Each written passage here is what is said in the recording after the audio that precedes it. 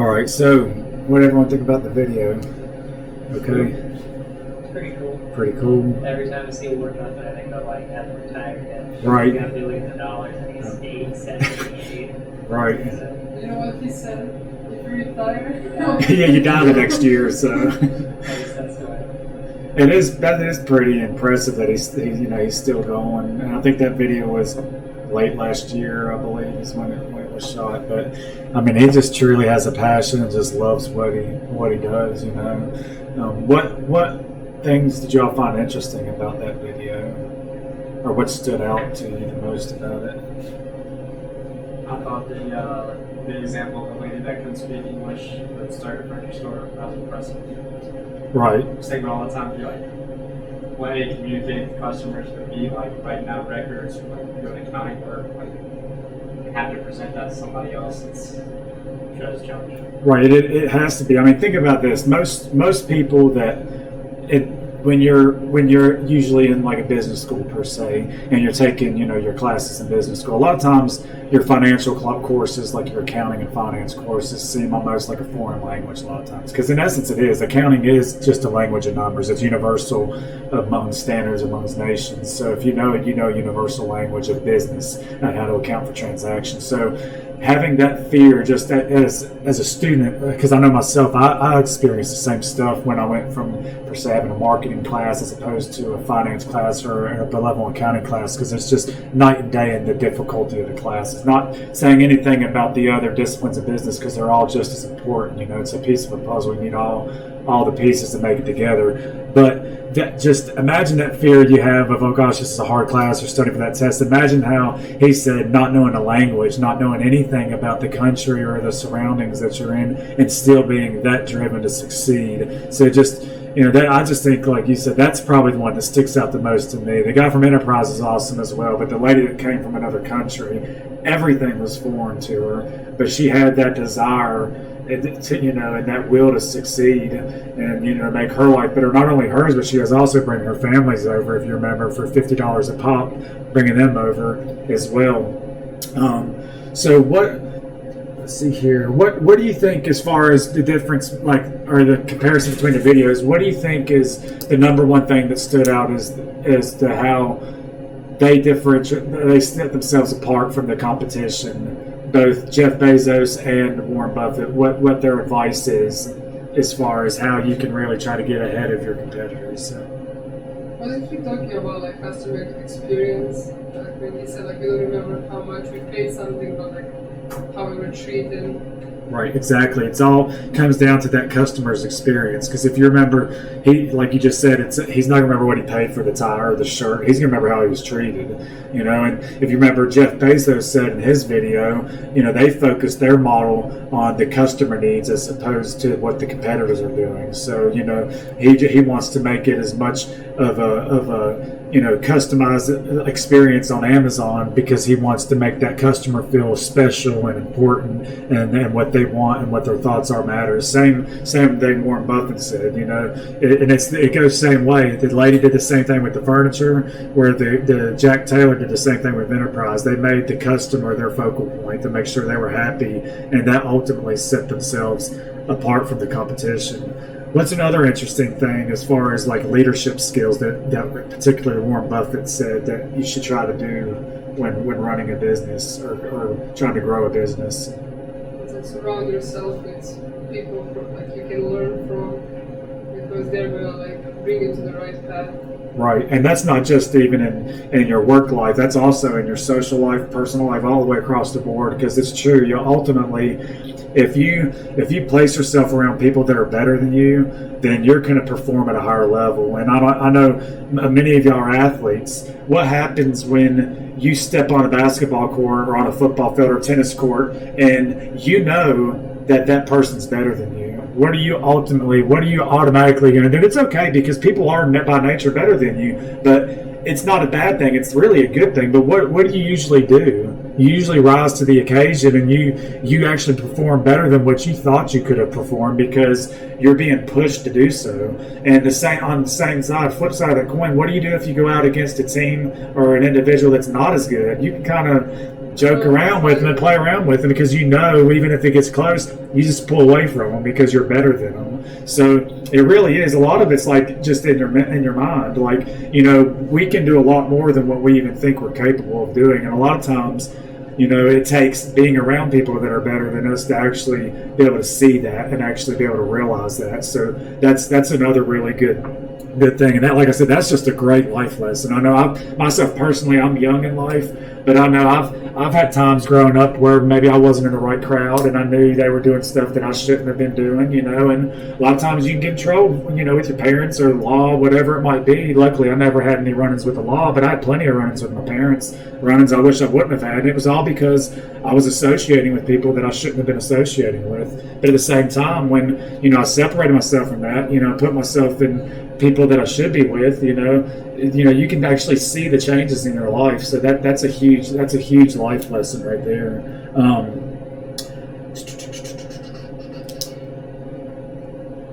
Let's see here. What about also like the first venture? A lot of times we know they said that can't be the, you know, or what, a lot of times it's not your most successful one. But what can we learn from moving forward in that, like the guy from Enterprise? Well, if he hadn't started a car leasing business, he probably never would have realized that he was supposed to be in the car rental business. Right. So even if you start and fail, it's actually a blessing in disguise. Right, and like we talked earlier of, you know, maybe we think we belong in this market, but really you belong in this market. A lot of times you can, you know, trial and error really is the good way to look at it there. Let's see, do I have anything else that...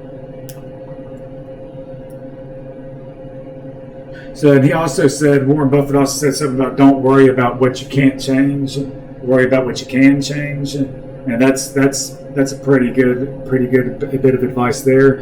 And if you remember, that kind of relates to what Elon Musk said in that Tesla video.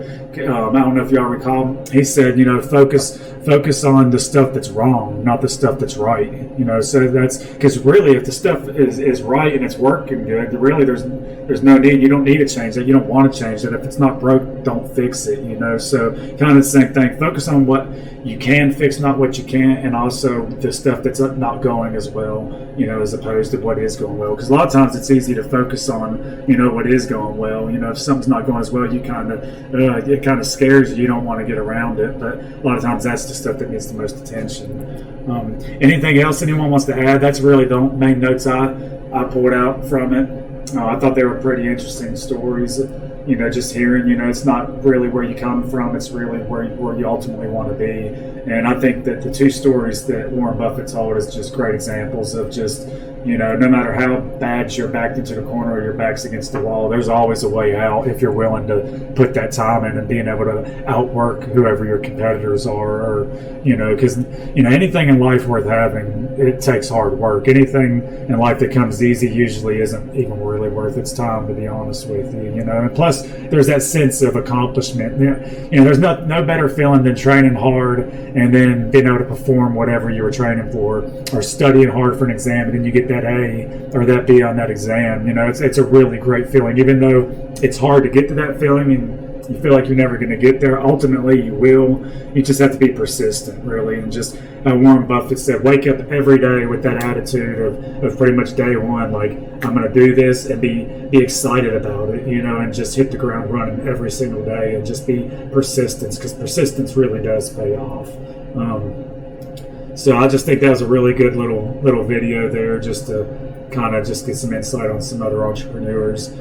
That's all I have for today, if no one has anything else to add. So the exam is on Friday in class here. I think everyone has the study guide and everything they need for it. Does anyone have any questions about anything? As far as if you have questions on the business plan, the marketing promotional plan. I basically, I don't know if you can really answer this, but there's like a lot of there's probably 10 different sections. Are you going to be asking us to describe each and every one of them? Or not? No. Let's see here. I have here. I mean, everything you need. I'm not asking for specifics. I just want to know if you had be able to describe? If we did like a general like census about all, would that be?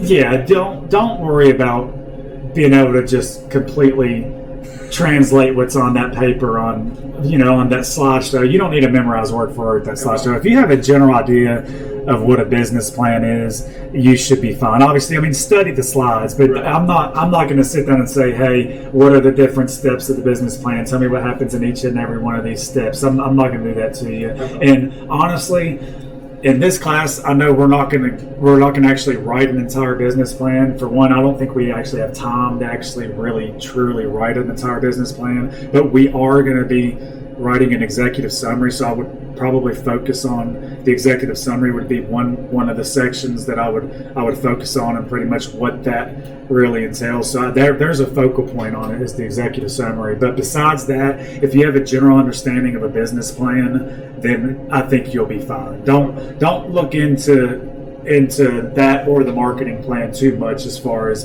being too difficult. Like in the marketing plan, like if you know the main the four components of it and just can describe it a little bit, then you're good on that part as well. So yeah, good question. Don't try to think that you have to know every word on those slides, because that's not the case at all.